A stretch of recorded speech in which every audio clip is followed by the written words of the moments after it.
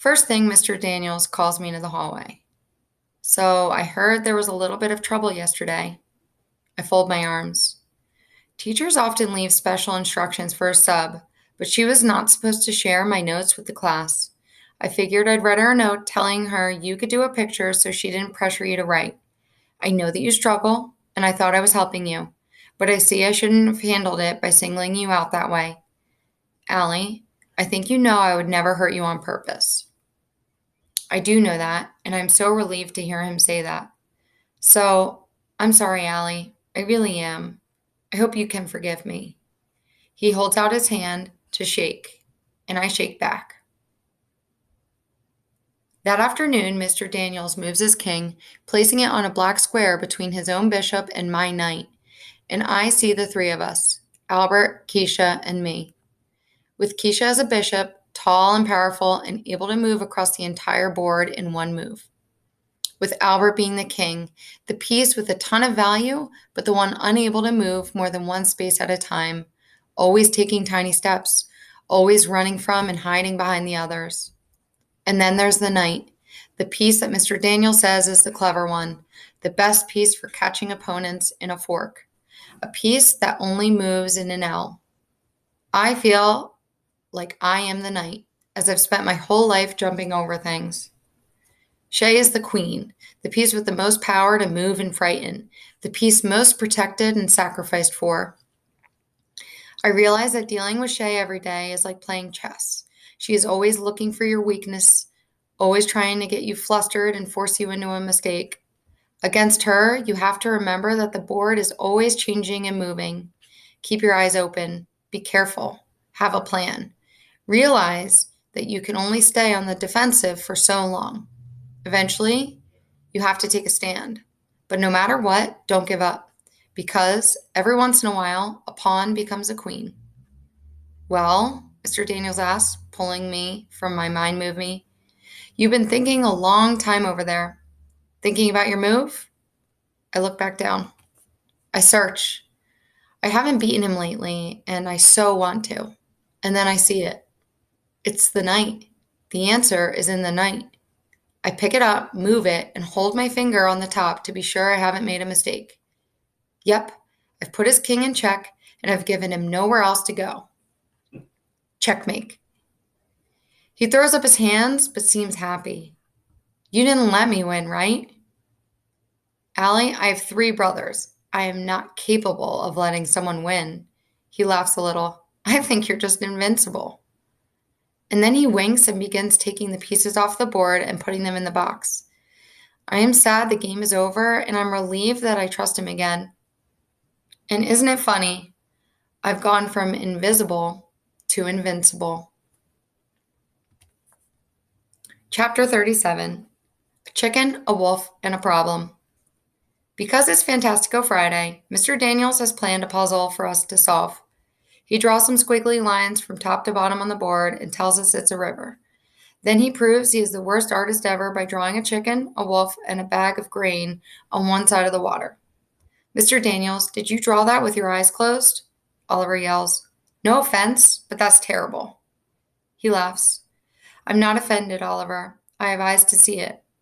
Then he looks at me. We are not all wired to be gifted artists. Then he adds a little boat, which looks like a lot like a banana, on the bank of the river. Okay, he says, here's your problem to solve. You need to get all 3 of these items across the river, but you can only take one item at a time in the boat. You can't leave the wolf alone with the chicken because the chicken will become lunch. You can't leave the chicken with the grain or the grain will become lunch. So, how do you get all 3 items across the river? Remember, only one item in the boat at a time. Easy, Oliver yells. You just take the chicken first. What happens after that? Then you take the grain. But what will happen to the grain when you go back for the wolf? After a couple of seconds, Oliver drapes himself over his desk. Mr. Daniels pats Oliver on the back. It's okay, kiddo. It's supposed to be hard. Mr. Daniels turns to Suki. Any idea? She puts her pointer finger on her chin. If you take the grain first, wait, if you take wolf, she sighs and shrugs. I don't know. Albert's eyes are so scrunched up they look like they'll cover his eyes. Take a few minutes to try to solve this on your own. Then we'll talk about it in a bit. I can't figure it out. No one can. Most kids have drawn a river and the animals like Mr. Daniels did. After a while, kids start talking to each other. I'm surprised when he doesn't tell us to be quiet while we try to keep solving it. I tear off 3 little pieces of paper and draw the chicken on the first, the grain on the second, and the wolf on the third. I move them around back and forth across the river. The class is loud now. I pick up my 3 pieces of paper and ask Mr. Daniels if I can work in the hallway because of the noise. Sure, go ahead. I'm out there just a few minutes, moving my pieces around, when Shay and Jessica come out. They sit across the hall from me. I guess they came out here to work, too? This is dumb, Jessica says. Tell me about it, Shay answers. Who cares about chickens and wolves or whatever? Do you know the answer, Allie? Jessica asks. Why are you asking her? Of course she doesn't know, Shay says. She whispers something to Jessica, and soon after, Shay is holding up signs with words. Can you read this, Allie? I try to ignore them. I'm not going to let her see me upset. I remember. Life with Shay is like playing chess. Don't get flustered. Don't make mistakes. Aw, you can't read it, can you? The baby voice doesn't bother me as much as the words themselves. I try to concentrate on solving this problem. Shay moves closer to me. You are so stupid, Allie. You know, Mr. Daniels is only nice to you because he feels sorry for you. Come on, Shay, let's go back inside, Jessica squeaks. Don't come on me, Shay snaps. Whose side are you on? I'm on yours, Jessica says. But it isn't the sound of loyalty. It's the sound of fear. I stand up, go into the classroom, and go into the corner behind Mr. Daniels' desk. It's hard for me to push the sound of Shay's voice out of my head, but I remind myself that just because someone says it doesn't make it true. I concentrate on the 3 pieces of paper, the chicken, the wolf, and the grain. I move the pieces of paper around on the floor. It takes me a while, but I realize that you need to take more than 3 trips. You need to take the chicken and then the grain, but then take the chicken back with you and leave it while you take the wolf. Then you leave the wolf with the grain and go back for the chicken. I leap up. I got it! Keisha and Albert are surprised. So am I. Mr. Daniels comes over and I whisper the answer in his ear. Impressive work, Allie. He says I can go around and help others for the last remaining minutes. Allie, Max says in a loud whisper, what's the answer? Come tell us how you did it. By now, Shay and Jessica have come back in and they see me helping Max. When I swing by her, Shay says in a low voice, you're still a loser, Allie, a total and complete loser. But Jessica smiles a bit at me. Mr. Daniels calls us back to our seats. Okay, that was a 2-part assignment. The first was to solve the puzzle. The second was to see who would stick with it, who would work on it and work on it until it was solved. Congratulations to the few of you that did. If you are one of the many that gave up and started talking to your friends about soccer and other things, I want you to consider that no matter how smart you are, success is reached with hard work too. I can't believe it. My experience with endless frustration and having to work on things for so long has actually paid off. I guess maybe I'm having trouble is not the same as I can't. Chapter 38, Loser for President. So, Fantasticos, Mr. Daniel says, I've told you about nominating a class president for our first ever school-wide student government. Do we have our first nomination? Jessica raises her hand. I nominate Shay. Shay looks back at her and turns forward. She looks like she's ready for her crown. Okay, good. Another nomination? No one. Come on. We can't have an election with only one name. I wait, glancing around. I know there will be no more names because Shay has made it known since Mr. Daniels first announced the election that anyone who runs against her will regret it. In fact, their children and their children's children will regret it. And she can actually do something like that. Nope, there will be no more names. Albert raises his hand. Whoa, Albert, way to be brave. I glance back at Shay, whose eyes are now little slits. But then Albert just asked to go to the bathroom. After waiting and prodding, Mr. Daniels finally says, I'll draw a name out of a hat or tell the council that we don't have a representative. Come on, folks, step up. Another wait. Then Shay raises her hand. Well, Shay, this is good sportsmanship. Who will you nominate? She cracks a smile. I nominate Al Lee Nickerson. Wait, no. She didn't say me? I look back at her staring at me while Mr. Daniels compliments her again. And then it hits me like a boulder. Of course, she wants to win, so she nominated me. A surefire loser. Is that okay? Mr. Daniels asked me. Can I say no? Yeah, you can say no, but I think you should run. I really, really want to say no, just not to him. Okay, I'll do it, I guess. Good, he says. Now both of you will need to say a few words tomorrow, and the voting will follow. Oh, I get to write a speech, Shay says to Jessica. Then I hear her whisper. I'm terrified. I can't write a speech. After school, Mr. Daniels apologizes for not being able to help me today because he has class at the college.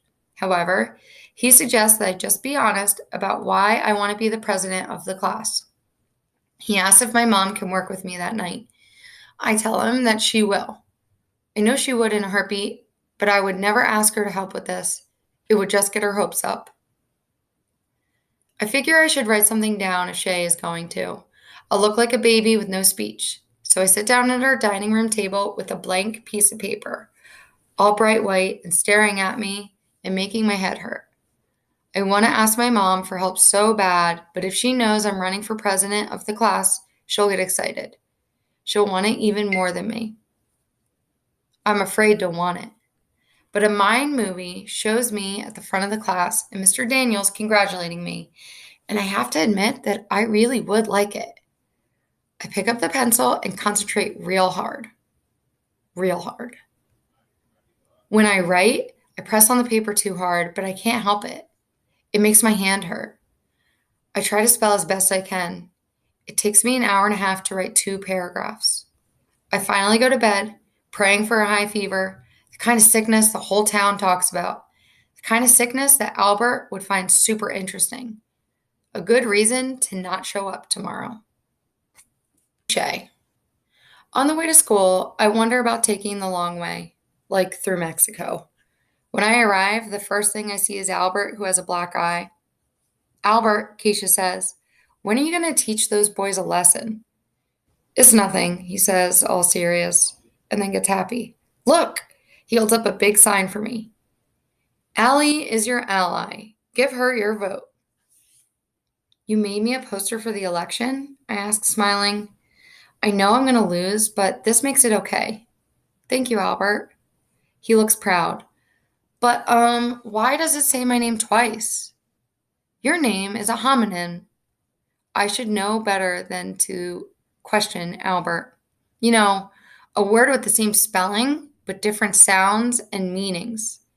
A-L-L-Y spells your name, but it also spells ally with the long I sound at the end. An ally is someone who is on your side, someone who sticks by you, like allies in wars. Shay comes by with Jessica. She looks at the poster, then at the 3 of us. Good luck, 6-legged freak. I guess Allie will get 3 votes anyway. After they leave, I look at the 3 of us and think about how there are 3 primary colors, yellow, blue, and red. Those 3 colors create every other color ever. Keisha goes over to talk to Suki while I take a deep breath and turn to Albert. I know I'm going to lose, and Shay will never let me forget it. I look down at the desk and see Albert's signs. But at least I'll have a poster. I smile at him. Can I bring it home? Yes, but you can't give up, Albert says. Okay, well, maybe you're right, Albert, but you shouldn't give up either. I'm not nominated for class president. I point at his black eye. But you got beat up again, didn't you? He shifts his weight and looks away. It's hardly the same, he says, and I feel sad that he doesn't see that it isn't too different. Then Keisha returns. Are you ready for today? No, I shake my head. Ready for public humiliation? How do I get into these things? She leans over and whispers, You'll do a good job. Albert and I are voting for you no matter what you say in your speech. I half smile. What if I say you have to lick the lunch tables clean? Well, I just won't do it. That will be easy, Keisha says, pushing my shoulder. Albert adds, It depends what we have found for lunch that day. It depends what we have for lunch that day. We laugh. I'm happy that he doesn't seem mad about my questioning him. Mr. Daniels is wearing a George Washington tie. He gets up and calls Shay to present first. I notice she is dressed in red, white, and blue. I look down. I didn't even think about wearing anything special. Shay talks about how great she is and all that she'll do. Kids applaud over her promises. Some of the things she says she'll do, I can't imagine how she will pull off, like extra recesses and longer snack times. When she promises new, bigger lockers for the hallways, I know she can't do that. With every sentence, kids are happier, and I feel smaller and smaller. I get up there holding my paper. The sound that comes out of my mouth doesn't sound like a real word. I try again and get the same sound. Then 4 more times. The quiet laughs rise all around me, but Mr. Daniels holds his palm toward the class without taking his eyes off me, and the noise stops. I feel hot. Then Etch-a-Sketch brain hits me and I go blank, staring at a page that I wrote, that I can't read. Shay looks smug, and it makes it even harder. Mr. Daniels bends over, resting his hands on his knees.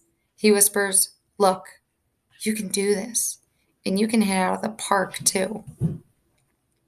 I shake my head a little. I believe in you, Allie. Now forget what you wrote. Put the paper down and take a deep breath. Close your eyes if it makes you nervous and see everyone and just be honest. Be you. He slides the paper out of my hands, and I stand there silent for too long. I do close my eyes, wishing it would block their view of me as well. Mr. Daniels' voice is gentle, almost a whisper.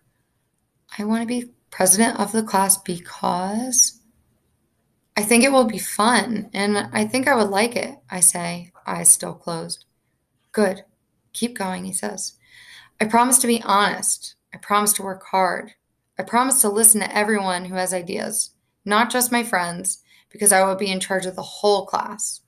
Well, not in charge exactly, but I want everyone to have a chance to give their ideas.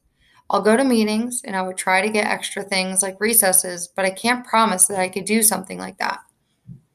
I open my eyes and look at Mr. Daniels. Can I do that? Actually, no. You don't want me fired, do you? I shake my head, feeling kind of dazed. Do you have anything else to say?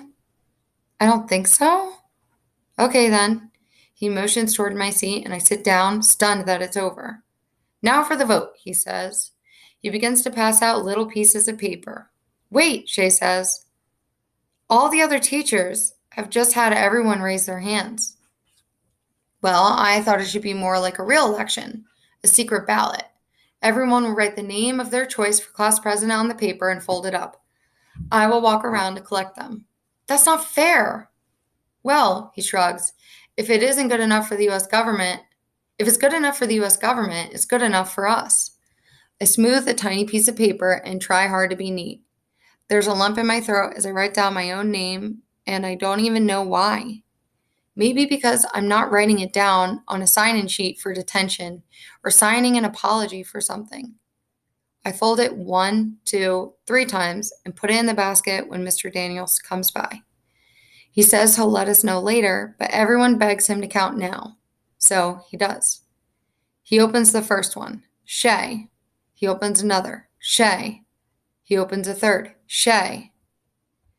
But when he opens the next 4, they are for me, and I'm surprised. A couple more for Shay, and then 4 more for me. 4 more? I can't imagine who would vote for me. I thought everyone loved Shay, but as I look around the room, some kids are glancing at me, and some actually look happy.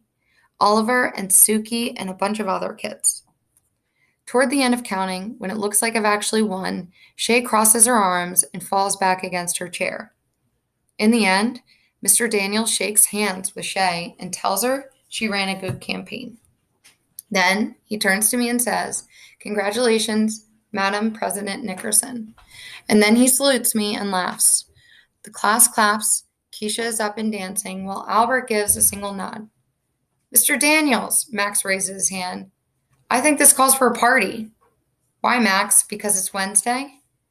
"Any day is a good day for a party, Mr. D," he says, and Shay looks annoyed with him.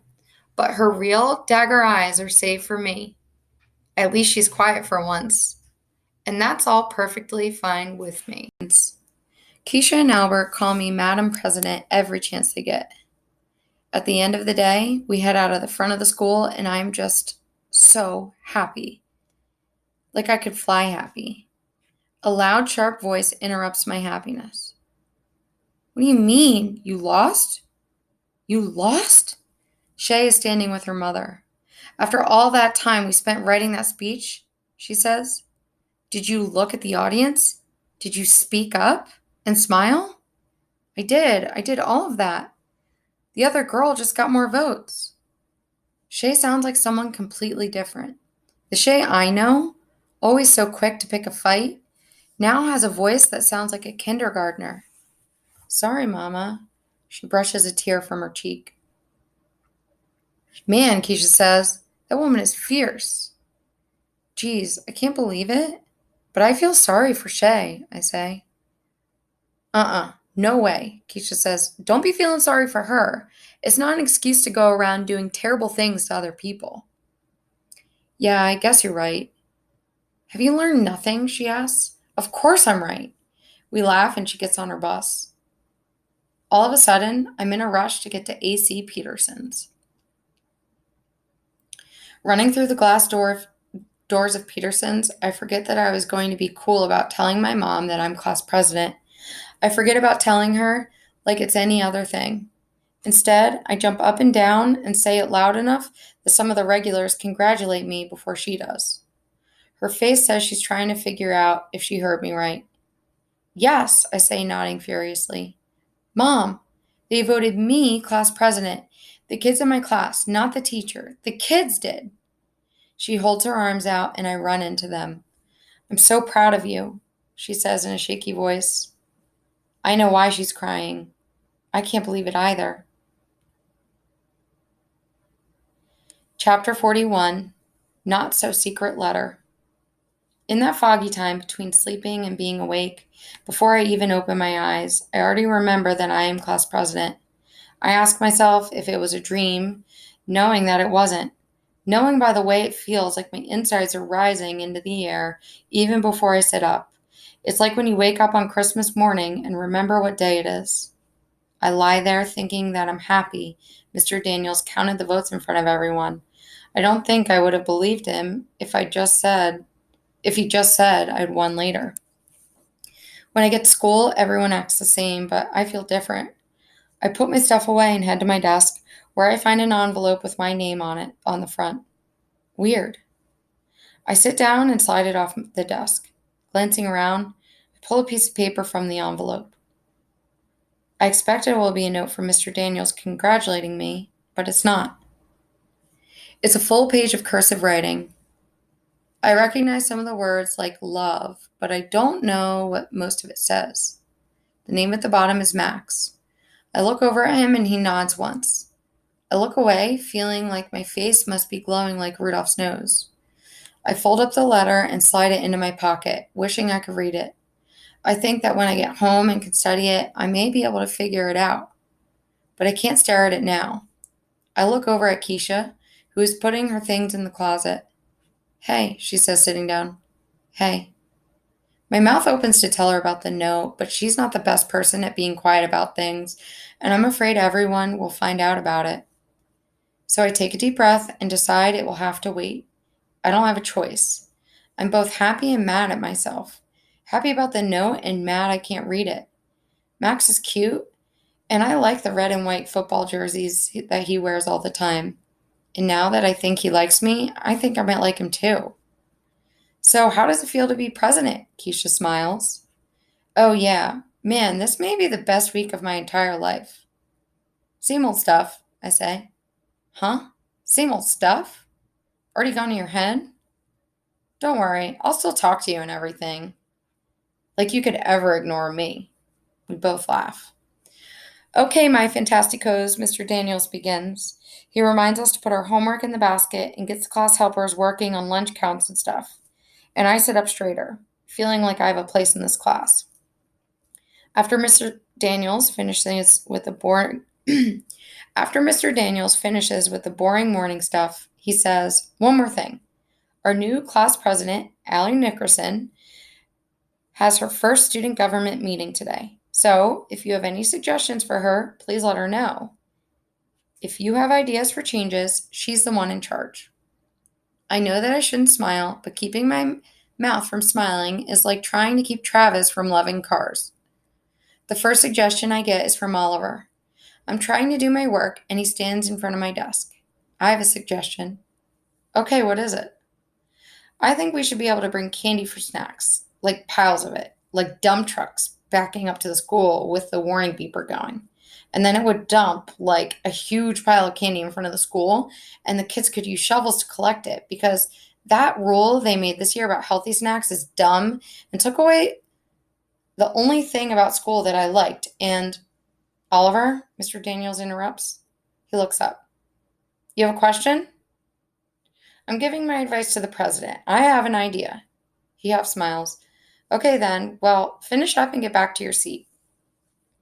Oliver looks back at me. Okay, can you do that?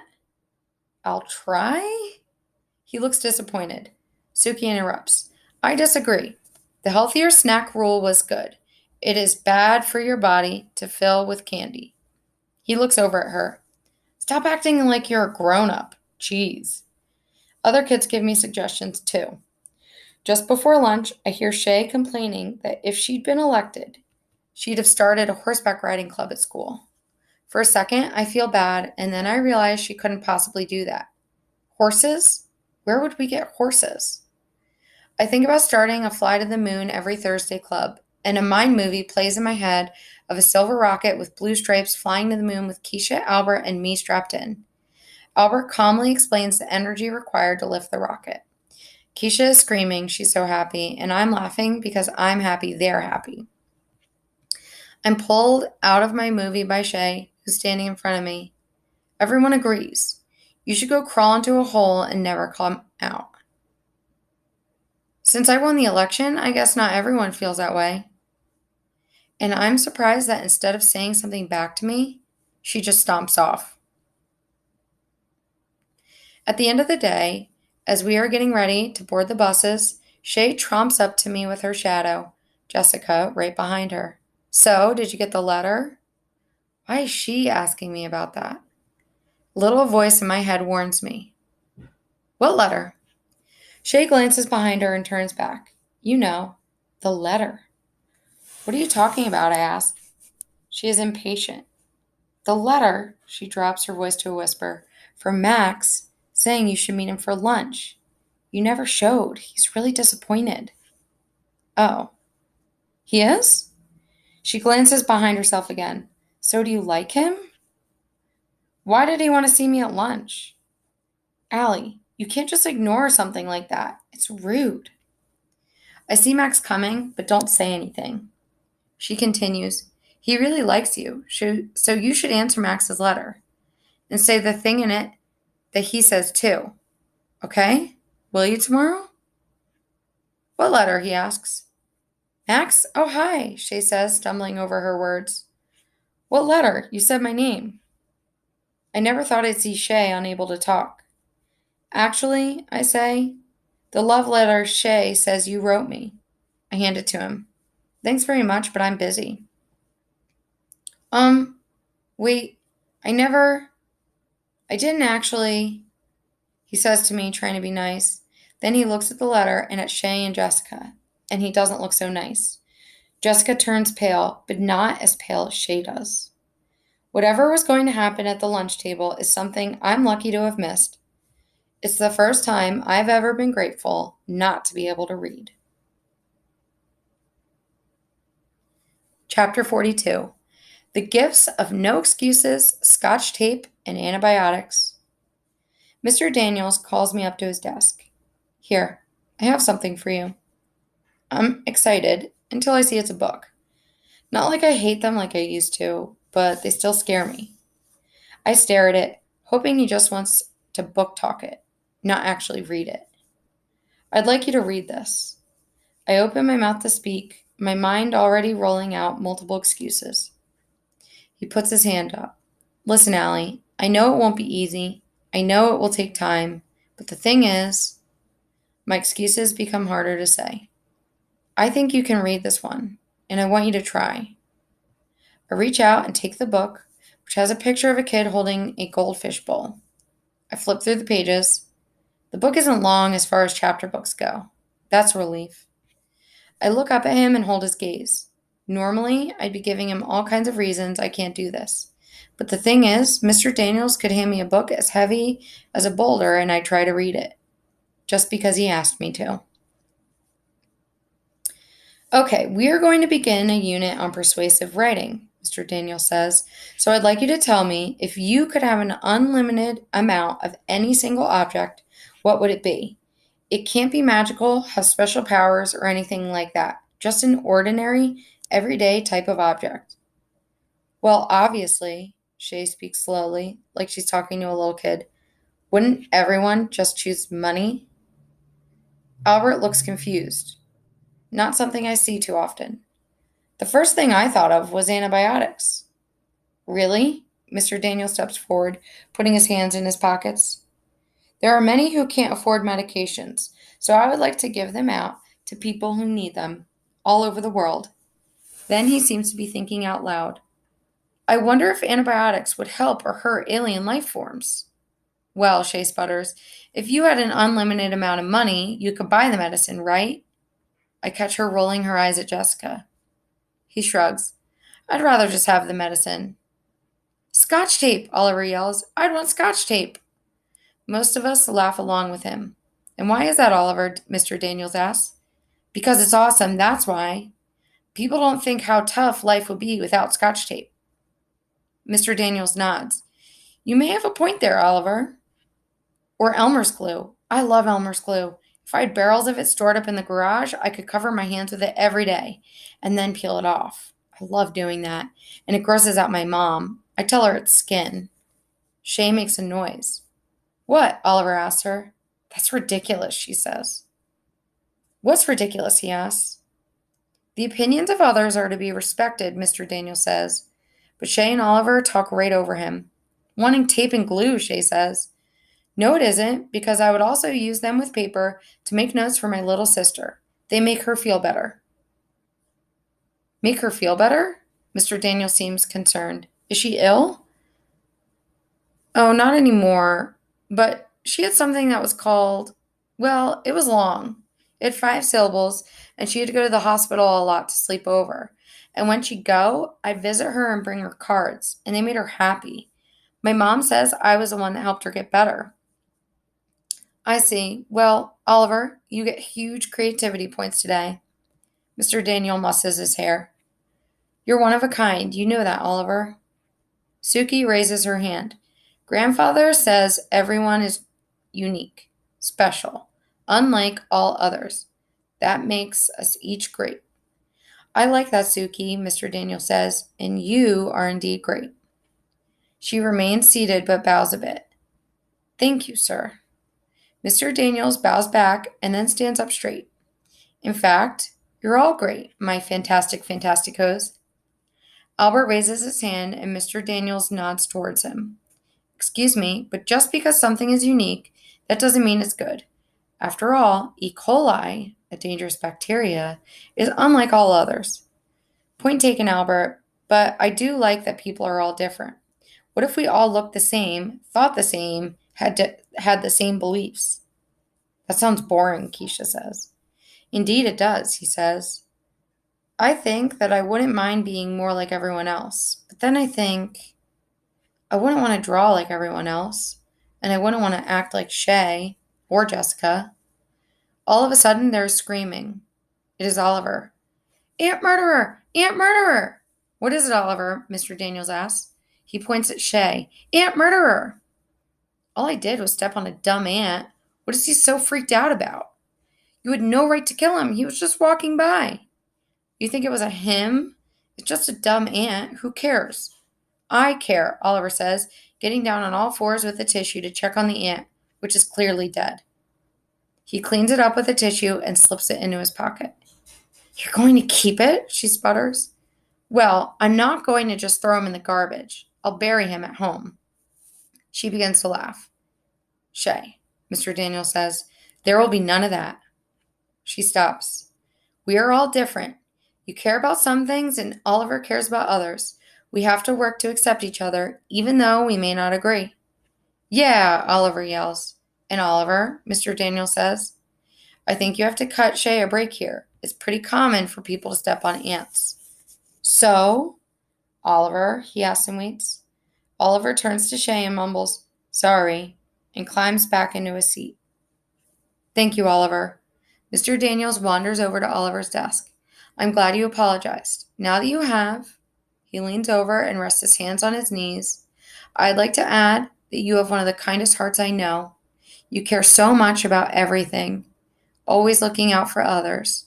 And that, my fine young fellow, is going to make for a great man someday.